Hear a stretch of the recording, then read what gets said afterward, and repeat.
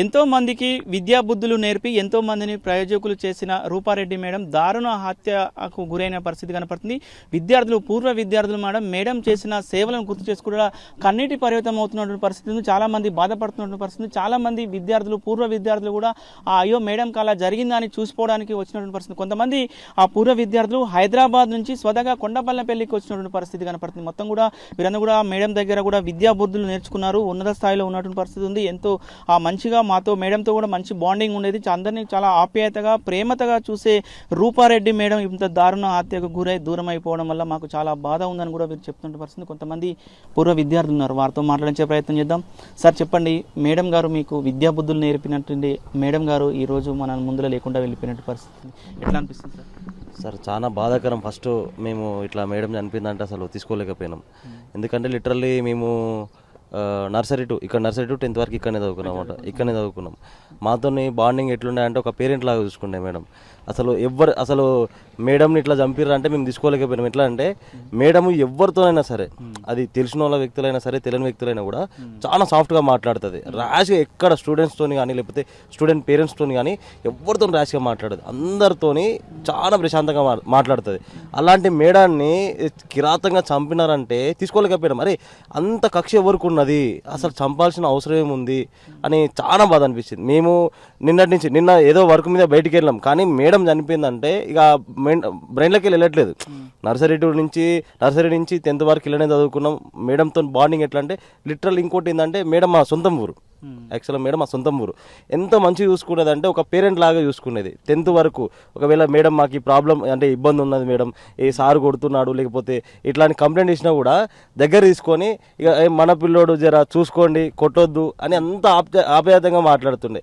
కానీ ఇప్పుడు మేడము మన మధ్యలో లేదంటే అసలు జీర్ణించుకోలేకపోతున్నాం మేము. సార్ మేడం మీతోటి అంత ఆప్యాయత ఉండి ఎవరిని కొట్టొద్దు పిల్లగాన్ని మంచి చూసుకోవాలని చెప్పి ఎన్ని తీపి గుర్తులు గుర్తుకొస్తున్నప్పుడు మేడం కూడా ఇప్పుడు మన ముందు లేకపోవడం వల్ల ఎట్లా అనిపిస్తుంది?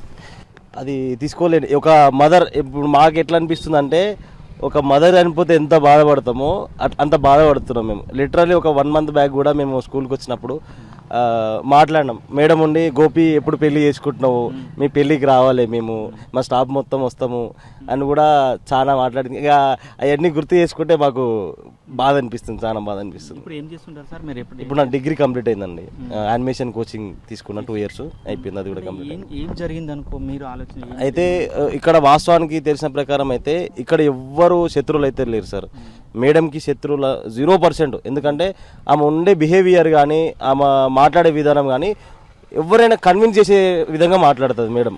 కాబట్టి ఎవ్వరు శత్రువులు అయితే లేరు.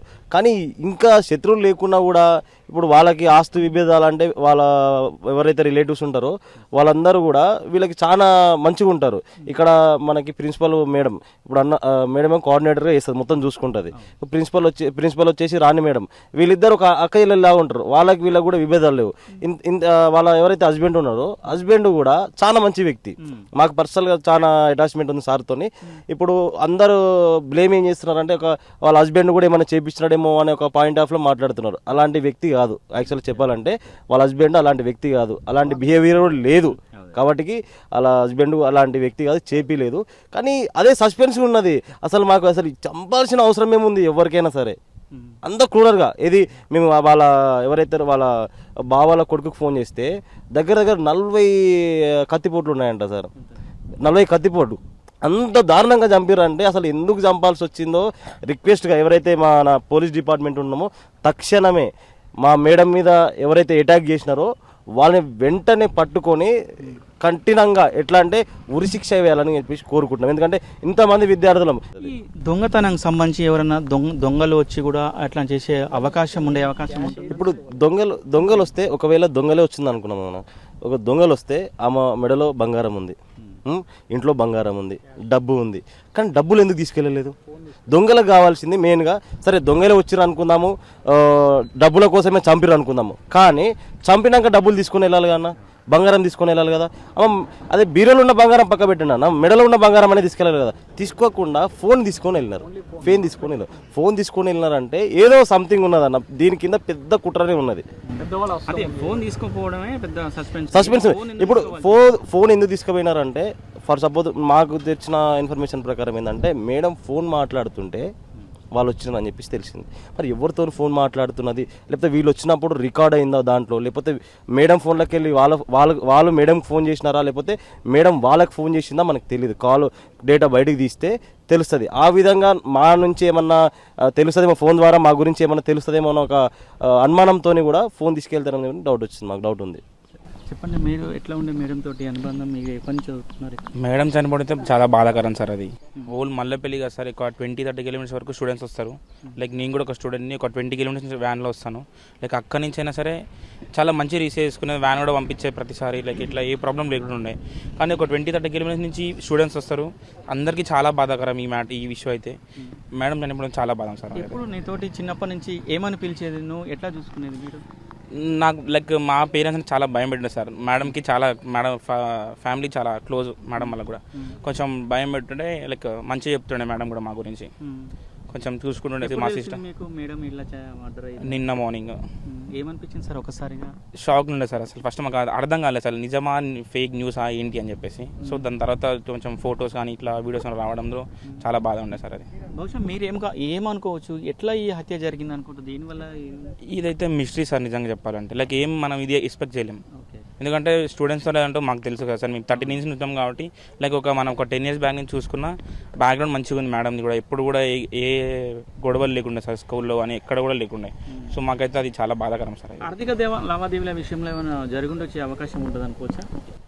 ఏమో సార్, అది ఇక అంత తెలియదు మనకైతే, ఇంకా ఏం తెలియదు సార్ బయటకైతే. రైట్, మరొక ఉన్నారు. చెప్పండి, మీరు ఇక్కడ ఎప్పటి వరకు చదువుకున్నారు? మేడం తోటి ఎట్లాంటి అనుబంధం ఉండేది? సార్ యాక్చువల్గా చెప్పాలంటే నేను చిన్నప్పటి నుంచి హాస్టల్ అనమాట. ఏదైతే మనకు అక్కడ కనిపిస్తుందో అక్కడ హాస్టల్ అనమాట.